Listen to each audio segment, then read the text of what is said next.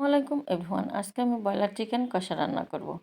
তা আমি প্যানে পরিমাণ মতো তেল দিয়ে বেশ কিছুটা পেঁয়াজ কুচি দিয়েছি, দিয়ে একটু নেড়ে নিয়েছি। পেঁয়াজ পেস্ট 1 চামচ পরিমাণ, 2 চামচ পরিমাণ রসুন পেস্ট, 1.5 চামচ পরিমাণ জিরা পেস্ট, 2 চামচ পরিমাণ শুকনো মরিচের পেস্ট দিয়েছি।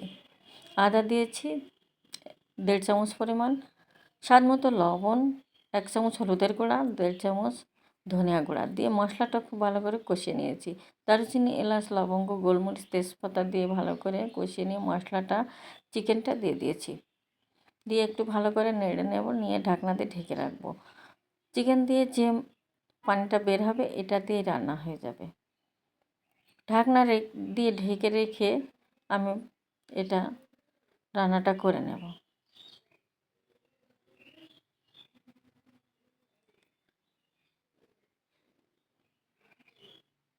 আমার চিকেনটা সিদ্ধ হয়ে গেছে, রান্নাটাও প্রায় শেষের দিকে। আমি কয়েকটা কাঁচামরিচ দিয়ে দিয়েছি ফ্লেভারের জন্য, আর একটু ঢেকে রেখে রান্না করে নেব।